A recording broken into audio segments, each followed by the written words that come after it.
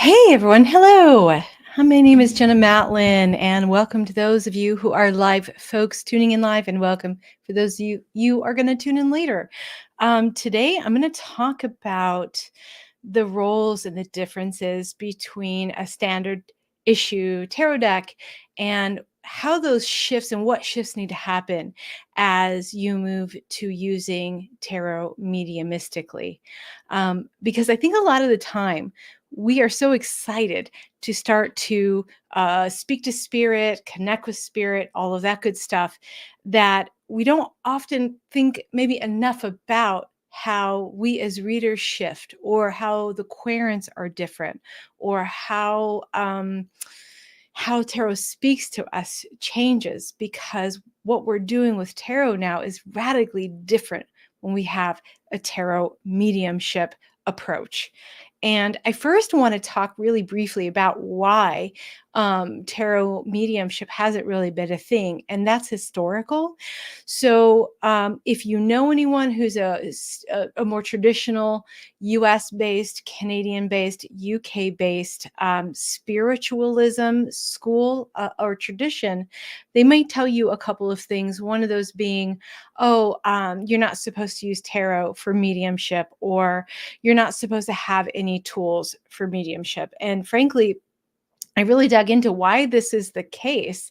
And I got deep into the Library of Congress, like reading all of these books through the 1800s, published in the US, both information around the school of spiritualism, which is where most white, I want to say white because there are other medium traditions like candomblé and hoodoo, some voodoo and voodooing, and Brazilian traditions that come from very different tradition.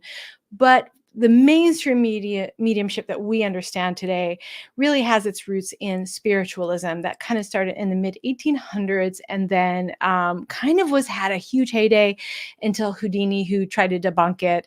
And then in America, it really kind of went underground. And I think it still today it's more active in the UK than it is in the US because of those differences. So when a medium says, it's better to be a no tools medium, that actually doesn't align with historically how spiritualism has taught mediumship. And I have found some quotes from the 1860s saying that a Ouija board is a much more effective way to get messages from spirit. You also have physical mediumship. So you have table wrapping. You have, sometimes they will put out like chimes or horns, things that the spirit can physically move in life to show us evidentially that the spirit is there. The mediumship that we often see today was really just one of many different types. And that umbrella was more of a clairvoyant or telepathy based mediumship. So the first thing I want to say is, why would some tools be okay and not others, right? Like, that's the question, because clearly that tradition did and does have tools. It's not as popular, but it does. Hello from Spain. Welcome. And hello for all of you that are joining me today. It's so great to see you. My name is Jenna Matlin. I am a full-time tarot professional. I've written a couple books. The most recent one was "Will You Give Me a Reading?" And now I'm really moving into the intersection of tarot mediumship and wanting to share a lot of what I've kind of developed along the way. Hello. Oh, hey, Katharina from Germany. Nice to meet you. Hello. Oh my goodness, everyone is from the continent. Thank you. Nice of you to come. I know it's evening for you guys, so it's good timing for you. So heading back into first the history. So yes, tarot and mediumship, especially from the spiritualism school, which got its basis in the US, Canada, and the UK. It just was not two things that really crossed over. They're two completely different traditions. Tarot did not exist in the US, and not to be used as a fortune telling system until Arthur Waite, which was like what, 1915, and probably Aleister Crowley. Though I have looked at a lot of books through the 1800s of what was published in the US and some in London, the UK, around cartomancy, where they were using different playing card decks to give fortunes. And I think I've only seen one weak source where there was maybe playing cards to mediumship, but not much. That's just not what they did. You saw a lot of books that actually married cartomancy with dream interpretation, actually, or how to tell a fortune with dice or dominoes or face reading or palmistry. That was really one kind of school of thought. And spiritualism came out of, I would say, middle to upper middle class, white, uh, white people in the US, and it kind of became a thing. So I do wonder, and I don't have the evidence, but I do wonder if there was a way of saying, like, well, we're spiritualists. We're in this more rarefied place. We don't hang out with a bunch of you dirty cartomancers, you dirty fortune tellers. And I have seen some crazy books about that as well. Um, but so that's what I want to say first, is if you feel that somehow you will not be as good as a medium using tarot, or it's not as pure or accurate, let me disavow you of that notion. And any medium who has come from the spiritualism school, if they're trying to gatekeep, um, I'm at least giving you some ammo to work with them, because it's actually not based on anything that has merit, except that just historically those two things didn't cross. In the same way, especially in the US, this idea of you have medicine in one pocket and then dentistry in another. Dentistry has its own school, and all the rest of medicine mostly goes under another umbrella. And that was just because the way they developed over time. And it's same thing kind of between tarot and mediumship, if that gives you a good idea. Hey, Minnesota. Hey, Patsy. Hello, everyone. I'm so glad you're here. Hello to all the lurkers and hello to all the commoners. So first, that's kind of the thing I wanted to talk about. But for today, I really wanted to talk about, like I said, the shifts that we need to think about and contemplate as we're moving from what I will call, just for like ease of nomenclature, is the standard issue tarot reading, right? Which is prediction, what is going to happen, description, what's going on, and then prescription, like what's the advice or what do I need to do? That is what I'm talking about when I mean standard issue tarot reading.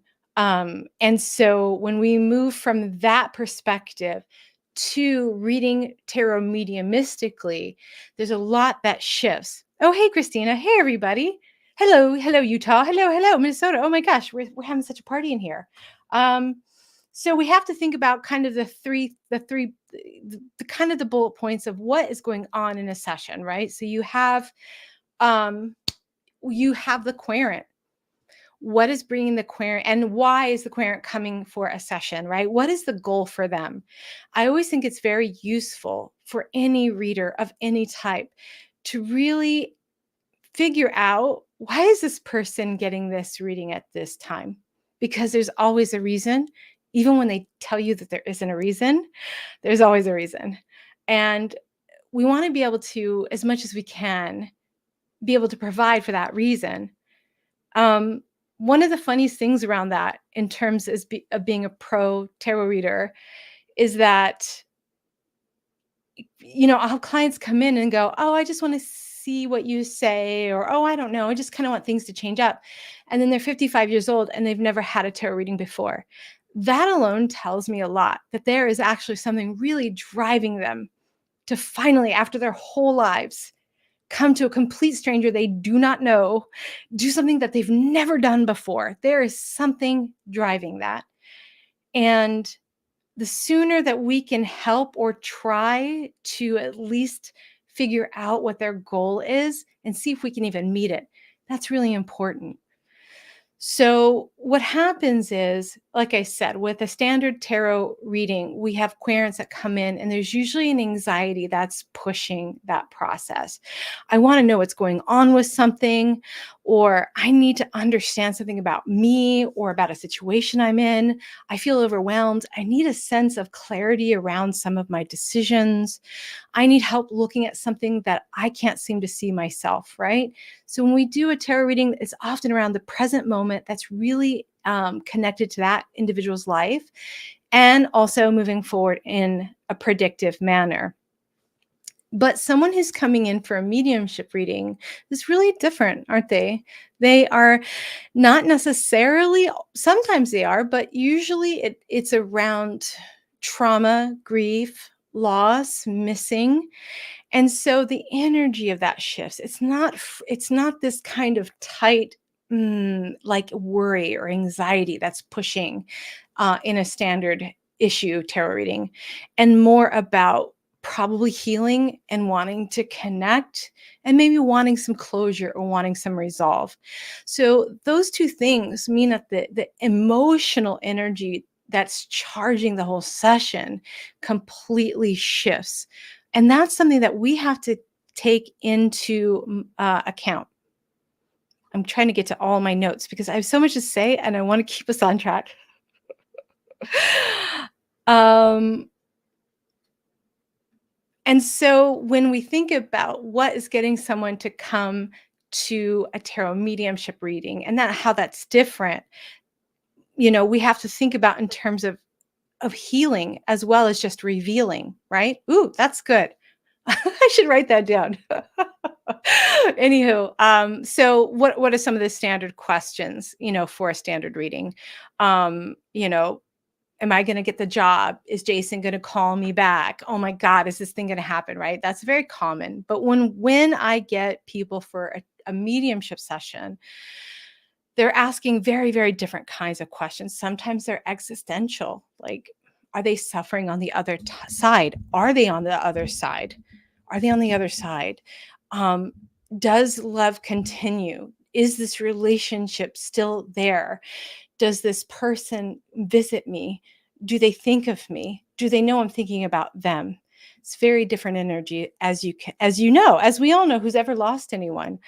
There's also the desire to heal trauma, though it's not always communicated in that way. And so we can see trauma in the questions, such as, oh, well, just think about it. When someone you've loved or a pet you've loved, when they've crossed over, right? I bet many of us have reviewed everything we did or didn't do, realized or didn't realize leading up to the death of that person. And there's often a lot of guilt, right? Even if we're manufacturing it, especially with pets. I should have done X and not Y. I should have just stayed home and let them cross naturally. Oh, I should have taken him to the vet, right? These kind of reviewing questions. It's a trauma response. And we are looking in the grief process to somehow make meaning of that painful thing that happened. So we'll see a lot of that. So that's what I mean. Tarot mediumship can often have a lot of trauma healing reasons, even if it's not stated consciously. It can be around reassurance. Loss and grief are very difficult things to go through. And so a tarot mediumship session helps ease the pain of loss through facilitating connection with the other, and also helping them process and be able to start that healing journey. And those are for the newer ones that have had someone cross over. For the ones that are later on, where the grief is settled and been processed, it's about missing and just wanting to connect with the person that they've loved so much in life, and wanting to know what they're up to on the other side. So you see, it's a really different energy, isn't it? Hey guys, um, I must get your book. Well, it's out there. Will you give me a reading? You can find it at Amazon or Llewellyn. You can ask your local store to hold my book. So, um, So that's kind of one of the things that we have to keep in mind as a tarot reader. And it does require different skill sets to add to the ones that we already have around holding space for these kinds of sessions. To that point, though, tarot mediumship in many ways is a lot easier than regular tarot readings because in regular tarot readings, there's always that, shoot the messenger. If maybe you're saying something they don't want to hear or they don't like, or, they're getting triggered by, guess who gets the blame for that? Often you, because it's something that they don't want to hear or they're feeling challenged and they're going to project that. I mean, and that's normal. We all do it. I've done it in a reading to other readers, right? It's something we all do. We don't have that kind of energy. And so, also with a tarot reading, if we're doing predictive readings, we are saying something that's a probability that may or may not occur, right? That may or may not occur. And we have to wait to see if that's validated. But also, then you have the free will of the client. So if you tell the client, okay, if you do X and Y is going to happen, and then they do not do X, and they come back and say, hey, Y didn't happen. And you go, but did you do X? No, right? So there's this like kind of dance between the message, its accuracy, and also the free will of the querent hearing it. Now, with tarot mediumship, you're really getting into validation that needs to happen in real time. And um, sometimes when we bring people through, there's a lot of validation that they're doing and some less so. I don't know what the difference is. I'm still trying to figure that out. But sometimes it's all about them mentioning things that they want to have verified by the client. So remember, I used to love to dance, or I was scared of mice, or do you remember that stuffed animal I gave you? Or do you still have that ring that I wanted you to have? Like we'll see things like that more around validating the family line or validating the connection.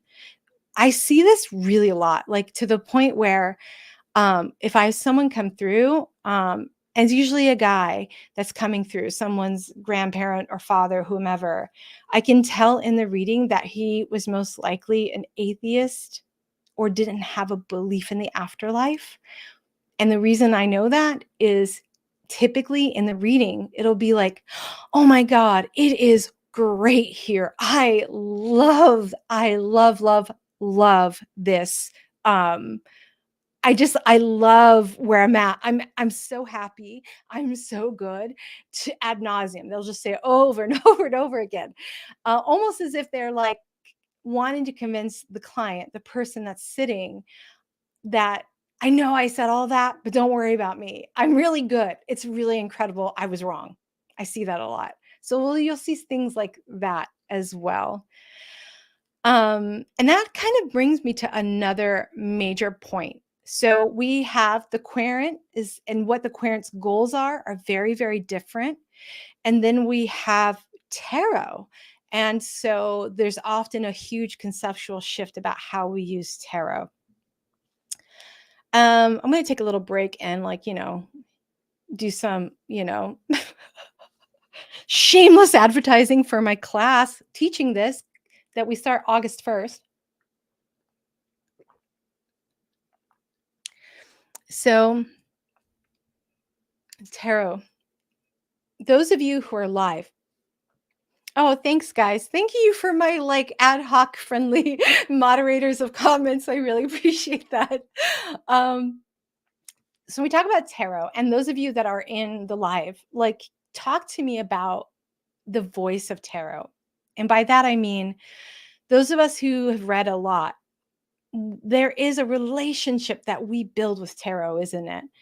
And some tarot decks have proclivities, it seems, or attitudes, it seems. Like you'll know one deck doesn't want to be read for anyone else except you. Some decks like certain kinds of questions, some don't. Some decks appreciate, like maybe they want to do event readings or fun readings. They don't want serious readings, and vice versa. And also, as readers, in the same way that you would work with a partner, tarot acts as a partner, and we start to really get a vibe with it. We get to understand its voice that's unique to us and our tarot decks, as unique as a fingerprint.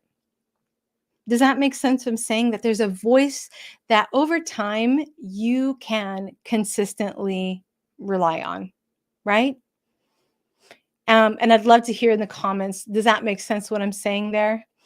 Yeah, so they want to talk about, but also how they talk to you. So if somebody else used your deck, they would have a different voice, because it's the relationship, isn't it, between you and your deck that's unique. And there's a voice that's typically consistent. So have you ever had a deck not like somebody? Tarot de St. Croix wants to talk about work or business. Yeah, exactly. So, oh yes, Katharina, I did see you sign up for a spectral reader. Yay! I'm so excited. I can't wait to start this class. I'm very excited to start it. Um, so when we have that reliable voice or the reliable relationship with tarot, we'll know when it doesn't like someone. We may like them, but I'm like, whoa, this deck is kind of harsh with this person. Like, what's going on here? Like, I don't know if you guys are at this level. I'm at this level where it's like, yeah, 10 of swords, whatever, the tower, whatever. Like, okay, tell me something I don't know, right? Like, it's just a familiarity with our decks. But when we move from a standard tarot reading, and I don't mean standard as in like unimportant, just in the traditional way, to reading tarot mediumistically, that is a huge shift, because you now have a third person involved. So whoever you think is behind tarot, God, angels, your higher self, whatever it is, and it doesn't really matter to me at this point who the writer is that you're being the reader of, that kind of partnership now changes to a third party. And so what comes through when you're reading tarot mediumistically, that voice can change with each person you're bringing through, because they're also using the tarot deck with which to speak to us. So a lot of your go-to, maybe your go-to associations, or some of your like go-to combinations, or whatever is kind of your personal like practice with tarot, you can no longer rely on as consistently because of that very thing. Let me see here.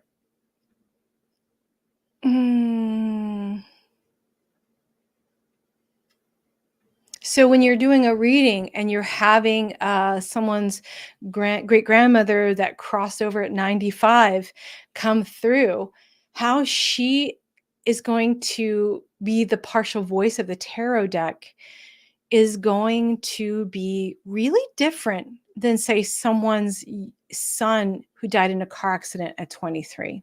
And you can see it and feel it. And so that adds a different kind of layer of complexity to the way you need to read your cards, which means that you're going to be really surprised by the things that will come through, things that you didn't even know could come through in that way, or things that you had no idea that this was a thing. And so that means we have to really kind of open up our flexibility around that. I do recommend, this is another thing I'm going to talk about at length in my class, but this is one of the reasons why I really, really recommend a dedicated mediumship deck. Because if you have one dedicated mediumship deck that you know likes to be used for mediumship, then you're getting a sense of how that deck speaks just as a baseline. And then you're going to start to see all the different tones that happen as you bring different people through. That's a bit of a helpful kind of way to try to parse out what's going on with a more complicated system, if that makes sense. Um, Let me read some of these comments. I think you guys are talking about some really, really interesting ones. Oh, I've had her switch decks in a reading. Yup, yup, yup, yup. That's true. So now you have the deck, which has its own thing. And then you have someone else on the other side using the deck. And boy, doesn't that add some complexity to this situation? So here we see, I'm going to put some people in. Hey, the soul symbol, every deck has a voice of its own. Yes, it does. Now add someone else honing in on that, horning in on that and that voice. Um, yeah, Christina, I love that you mentioned this. I feel like I want to get to the bottom of why this is. I still haven't yet. I'm sure you know what she's talking about, everyone. That when you'll love a deck, it's so pretty, it's so your style, right? And then you buy it and it just is not clicking for you. It's like the relationship isn't there. And then sometimes there's decks where you're like, I don't really, it's okay. Like the art doesn't speak to me. It's plain, it's whatever. And then it just hits. Um, yeah, that relationship of our synergy with the tarot deck basically has nothing to do with whether it's aesthetically pleasing to us or not. And so this is why finding those decks that work with us can be a very expensive venture, because we won't know until we get it in our hands, start working with it, whether it's going to actually kind of click or not. Let me see here. What else do you guys have?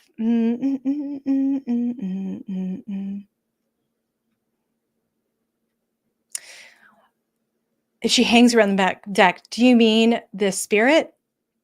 I want to know a little more about what you're saying here, Tammy Pie. I'm very curious.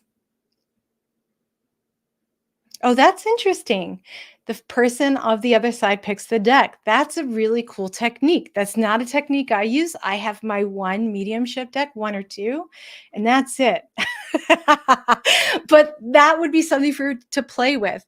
But for me, especially as I'm trying to really get a sense of fluency and flow, I tend to be more faithful to a deck for me, because I also find the guys on the other side, they're not as bound by physical rules and limitations as I am, so they seem more able to adjust to me than the other way around at times.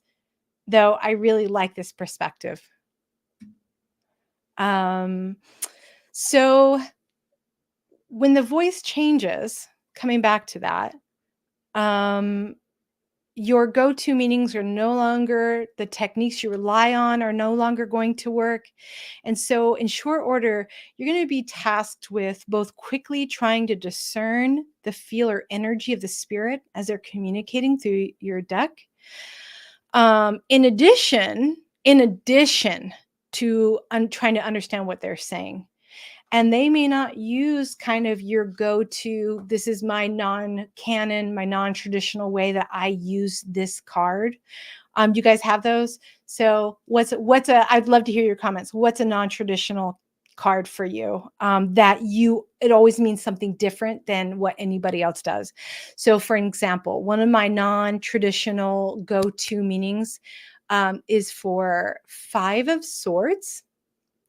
Five of Swords is often means like defeat, but it can mean winning through having others be defeated.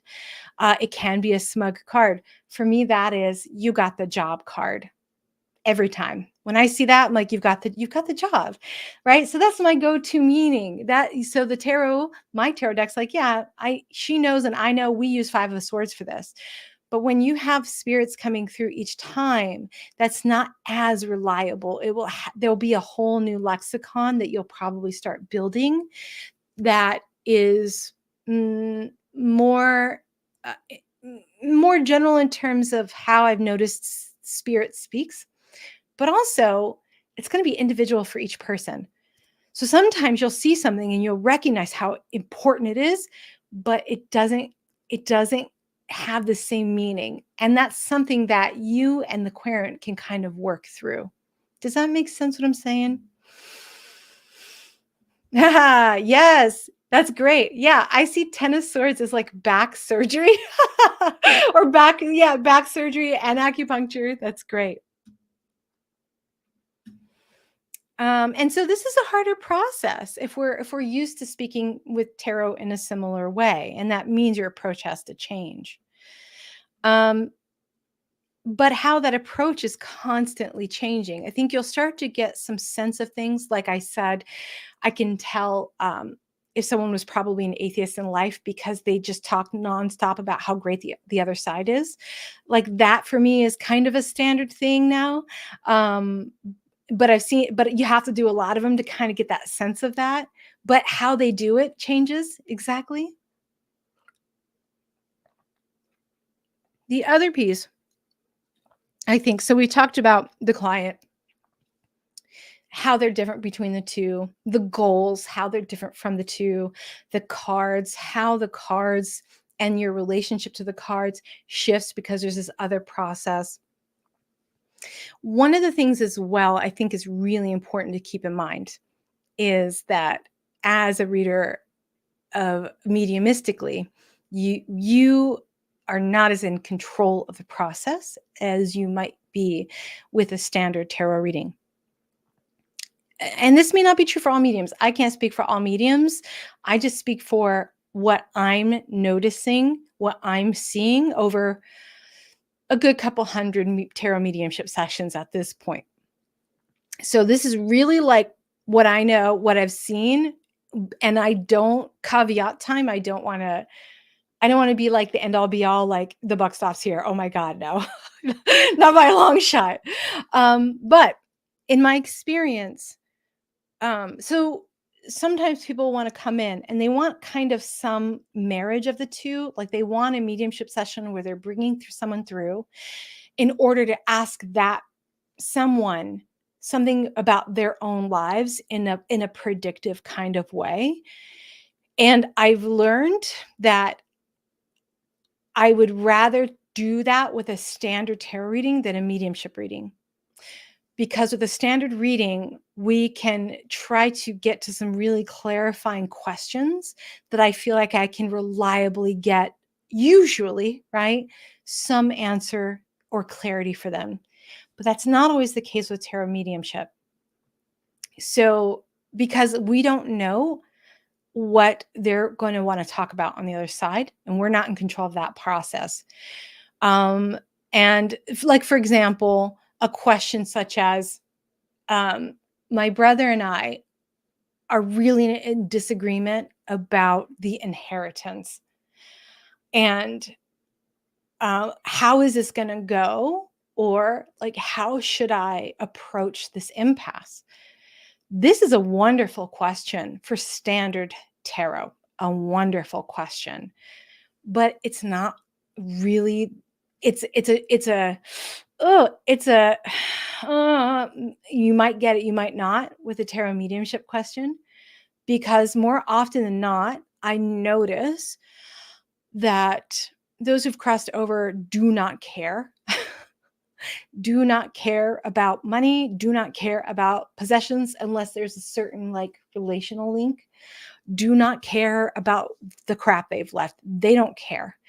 And often I'll see answers like, oh, I don't want to talk about that. I don't care, but you two should get along. I love the both of you, like more about that piece. So sometimes I have to kind of educate or counsel my clients around this and go, if you're really looking for an answer for this, might I suggest standard tarot readings over mediumship because we may not get it the other way? Does that make sense?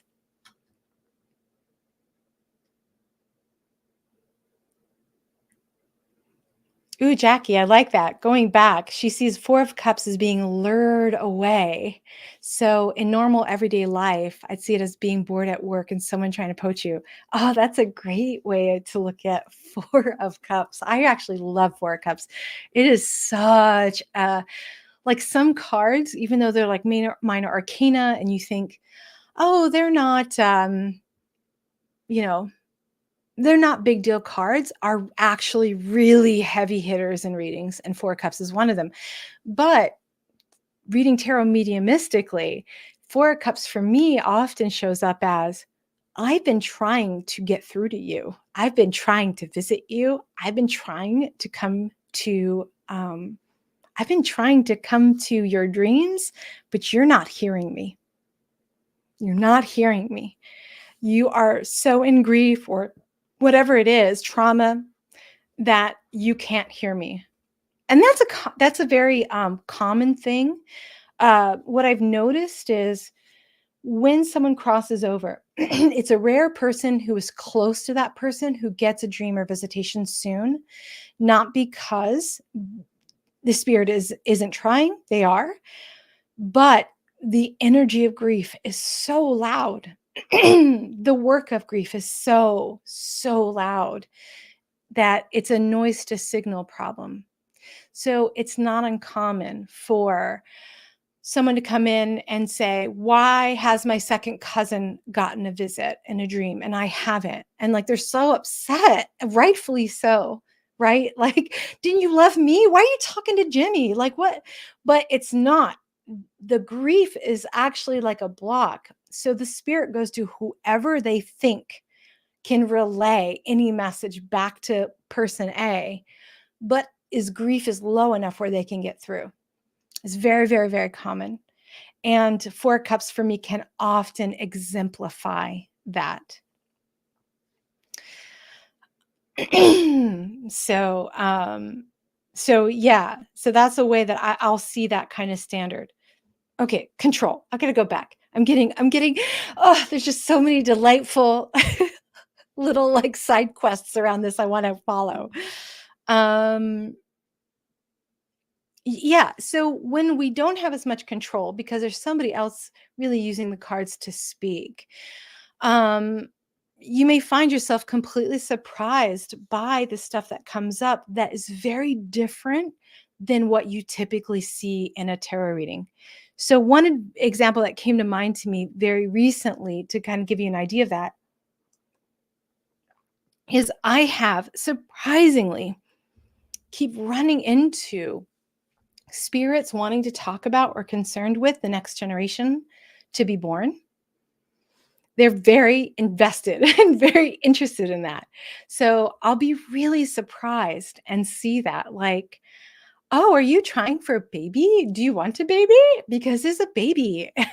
And there's this vibe of like, I um I already know, like your baby's heart is hanging out with us. We're hanging out. We're up here.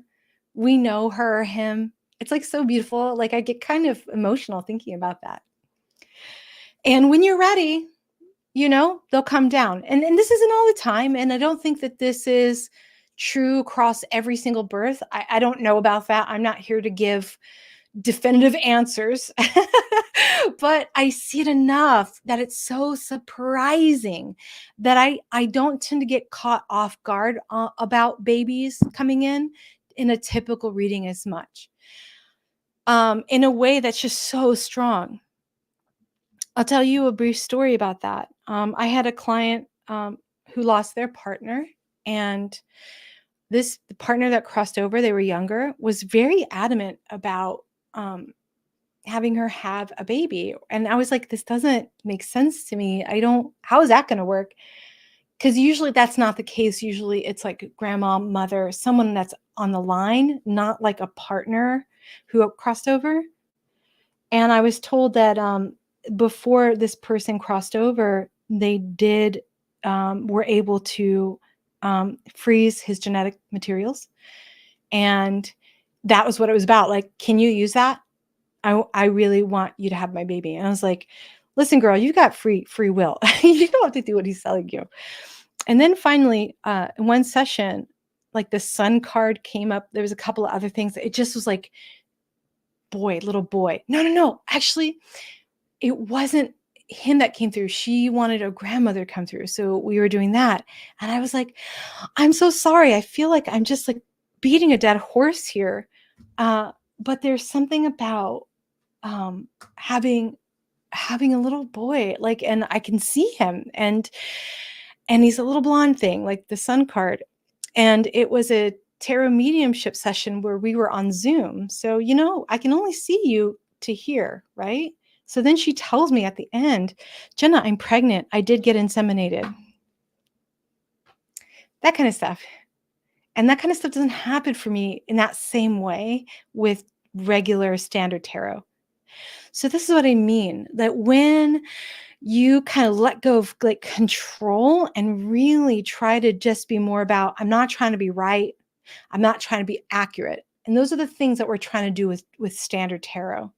What I'm trying to do is perceive and transmit, however that comes through, as crazy as it sounds. And that's what I mean. There's a shift in the way the control aspect is very different. Let me see. Yeah, and how sometimes, and so when we talk about control as well, sometimes what our querent wants to know isn't coming through, or they're not interested in talking about it. Things like, can she talk more about my sister? She hasn't mentioned her in this session. Or why didn't she mention her husband who died before her, right? When we are coming to get a mediumship session, we probably have like some bullet points of things that we're hoping to hear or that we're curious about that makes sense to us. Those same kind of things don't make sense to those on the other side. They don't think in the same way, in this linear way. And so we can't, if they just don't mention it, they don't mention it. And it doesn't really have any meaning, except that's not what's so important in that conversation at that time. Sometimes we can ask them and we'll get more information. But a lot of times, no, they're like, no, I don't want to talk about your sister. I want to talk about you. Let's talk about you. She can come in, right? It's kind of sometimes that, like, very, very one-on-one. Or just like, I don't want to talk about my husband right now. That's what I mean. Like, it's not as directive. So when we're reading for others, tarot with a tarot mediumship kind of perspective, that's we have to let go of what our expectations are, including the expectations our querents have. And that's really hard because I don't know how many of you who are here live, like, raise your hand. If you're a rescuer or a rescuer trying to not be a rescuer anymore, that's me.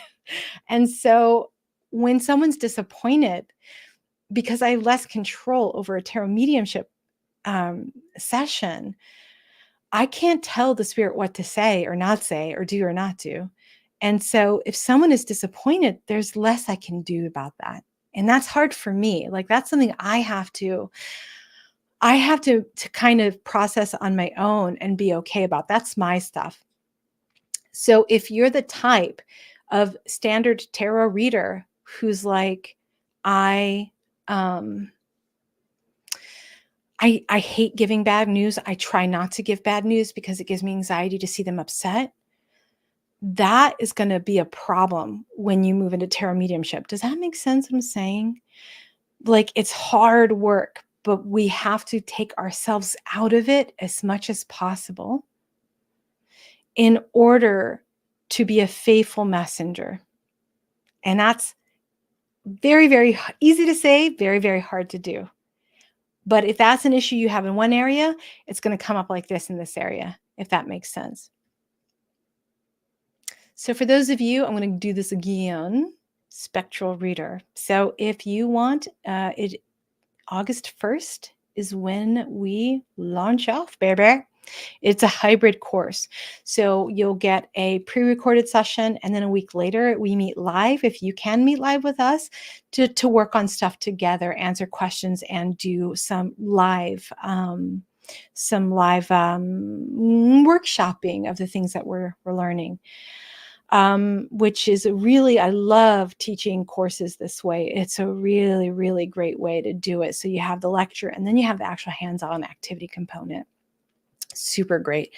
I don't know if I want to do it any other way. I'm having so much fun with this. So let me see. What else?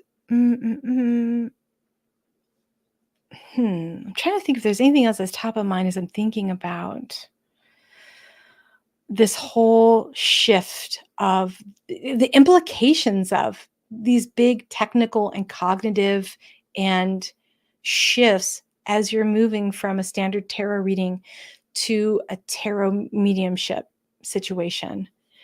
And I know many of you will have breakthroughs of tarot mediumship in your standard sessions. I mean, I did too. Which is why I was like, one of the reasons why I wanted to go, okay, that's it. Like, I got to lean into this. I can't have this ad hoc, but I know it's something about it is just so energetically different than what I typically do.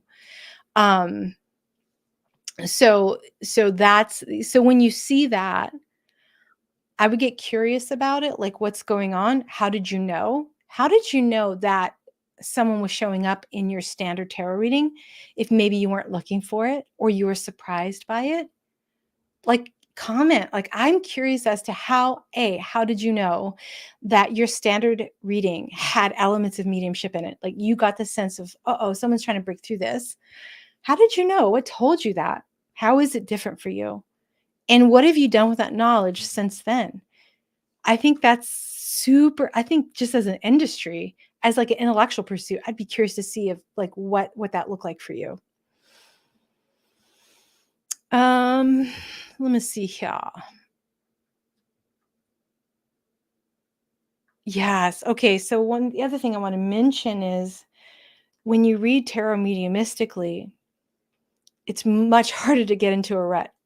And those of us that have been reading tarot for a long time, we can get into our known ruts. Like, again, that relationship with tarot gets so comfortable that sometimes we're getting too comfortable, and we're not pushing our own envelopes to see things with new eyes. It's almost like a long-term marriage. You know what I mean? Like, you got to work on that spark after a while. That spark just goes away. And then you're just like, yeah. You kind of get into this like comfortable flow. But then we got to get the spark back. So how do we do that? And this is and with tarot mediumship, because there's always another third person, it's harder to get into that like kind of like habitual space. So you really leaning into tarot mediumship also informs and enlivens your standard tarot practice.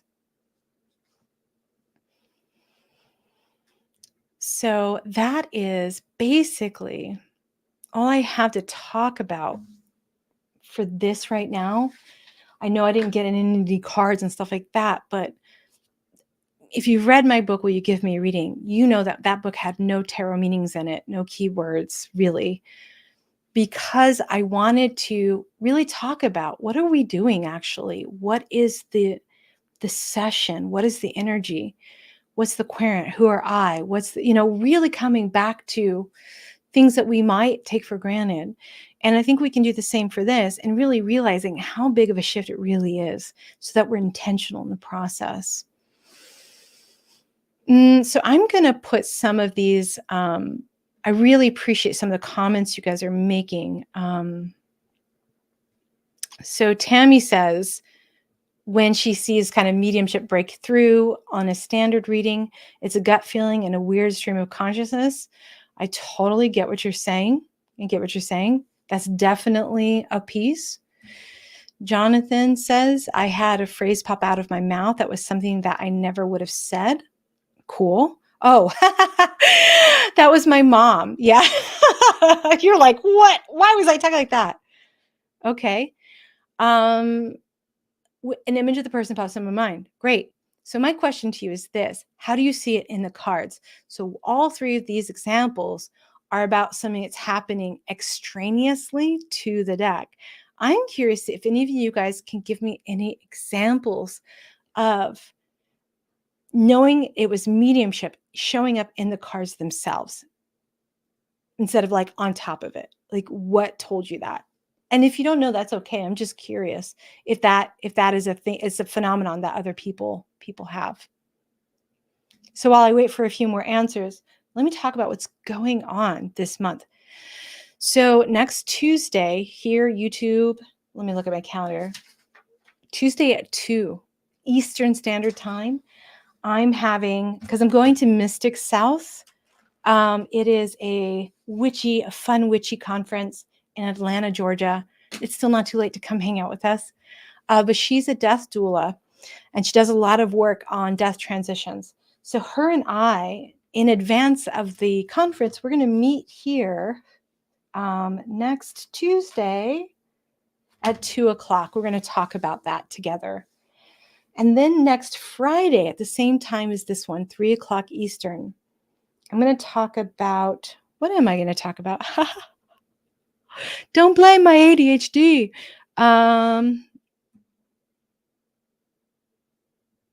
Oh, yes. How tarot mediumship can support grieving querents or grieving clients. And I'm going to share with you guys not a necessarily mediumship spread, but a spread for the grieving person still here, because we can also support that. It's not just about this one thing of the connection of the mediumship, but how do we support their process karmically, their own spiritual process as they go through the grief process. And I'm really excited. I've got a really unique approach to this, so I hope you can join me. And then I think I'm off to Mystic South. And then from there, we start Spectral Reader on August 1st. So lots heading into August, lots going on. And I hope you come for any and all of it. I have a few more minutes before I've got to run, but if anyone has any questions about what I've talked about, or tarot mediumship, if I can answer it, I'd be happy to at this time, those of you that are live.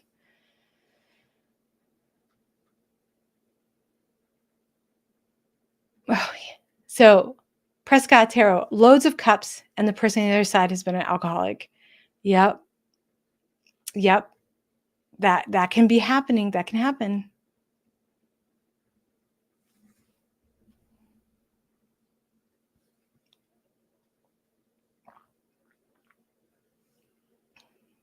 Mina says, I see this in the court cards. I just feel when it's someone else and when it's a side of the querent. I don't understand you how yet. I'd be so curious if you can really, like, whenever that happens, start writing it down and describe everything that happened and that occurred. I know it's really hard to do that.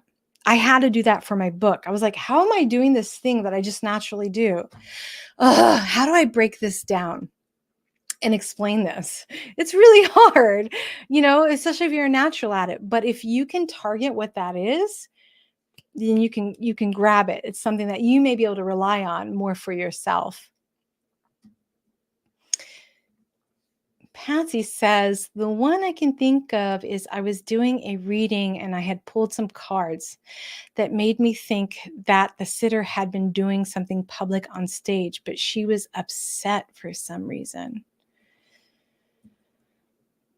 I'm curious as to what you mean. Do you mean that the sitter, the querent, was upset that you saw that? Oh, that she was upset, and that's what you saw in the cards. Ah, got it. And that the sitter had sung in a choir, but was upset her dad wasn't allowed to see.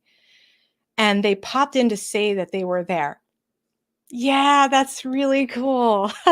I've had that too. I've had that, some almost exact version of that happen as well, where it's like they really want you to know that they were actually there, really pushing that message through, even if you're not looking for it in a standard reading. Yeah, I think keeping a notebook, what were the cards, like what came through, and then what happened is going to help you understand your own process better so that you can grab it and also maybe call it, like get it to happen more consistently every time. One of the things that I'm always surprised about is how all the rules that we create are so fake. Last year, I decided to do a psychic medium gallery.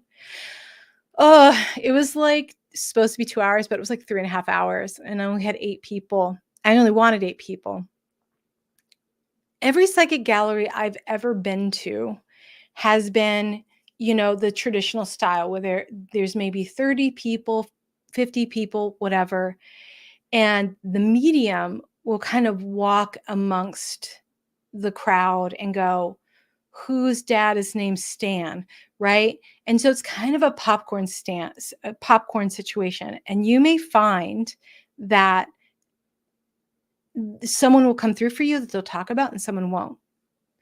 But I don't think I've ever seen what I did just because I've not trained as a traditional medium, so I don't have a set of rules. I called in every person that came that night. There were 8 people, and I asked them who they wanted to come through.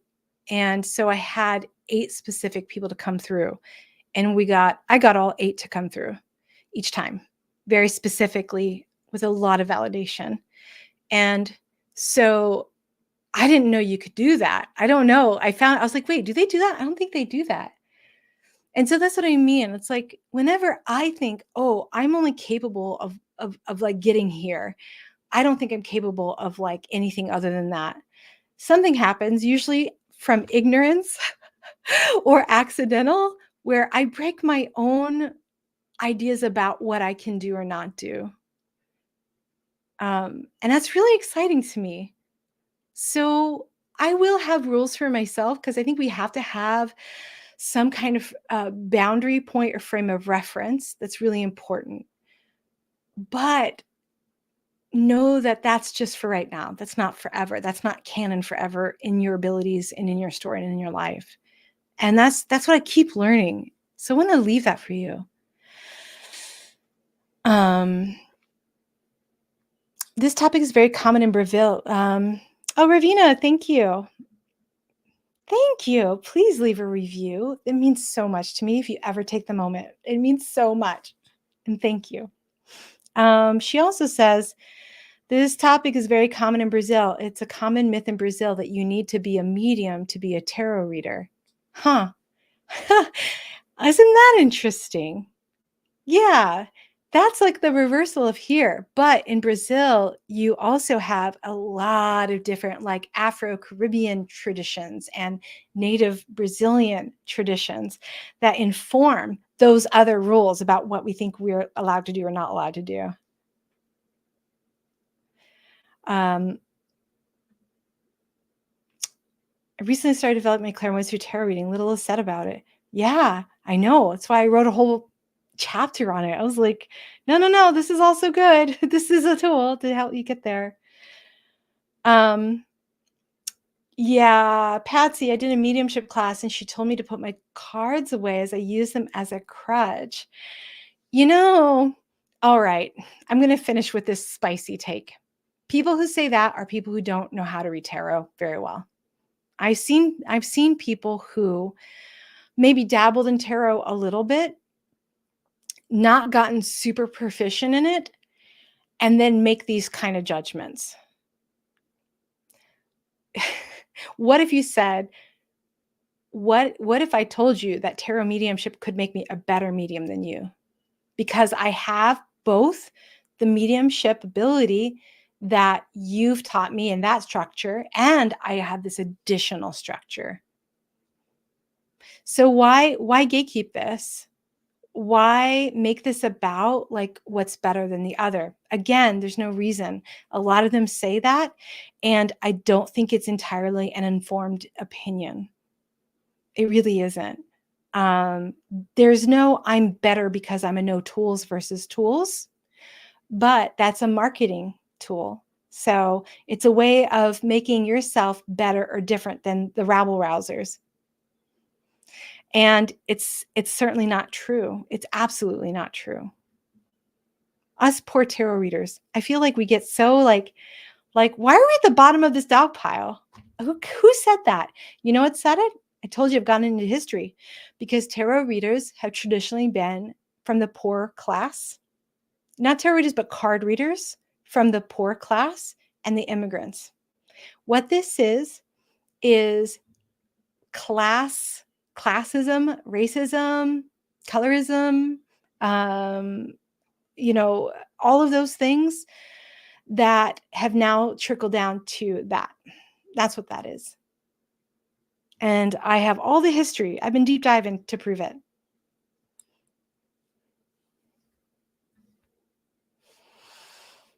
So, Conchi, when you feel there is a spirit in a tarot reading, do you mentally ask the spirit that shows you something about the spread you are using?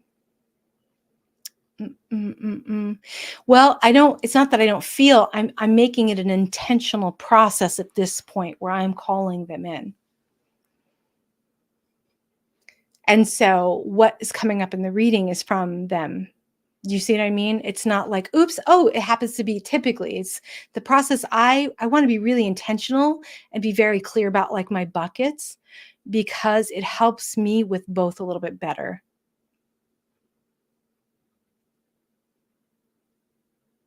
Yeah, you can combine the two. There's no problem with that. Not at all. I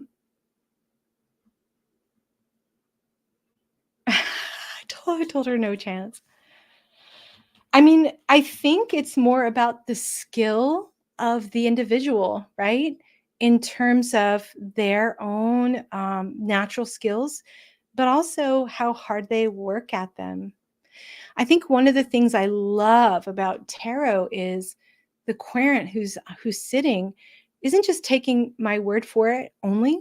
They can see in the cards that they pulled or me pulling, but the cards are down. They can see for themselves. And that is a powerful way to communicate something. I would also ask that medium, how does she know the difference between what she's imagining and is an actual message? And how would she know the difference between her own bias and what is coming through? If someone can't answer those questions, I think there's some more work that they need to do.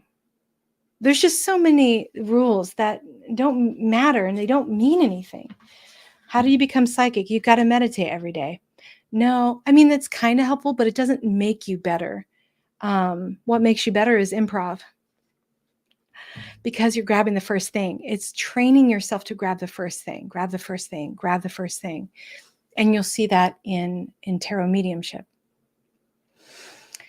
All right, my friends. Oh my gosh. Thank you all for being part of this. I know it's kind of been a long chat.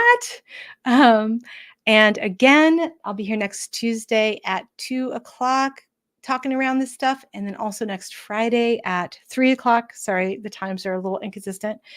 And I'll be talking about this again over on Instagram at 5:00. So in about an hour, kind of the same thing, just different platform. You're welcome. It is so nice to yes, Jonathan, tarot with past life regression is a thing.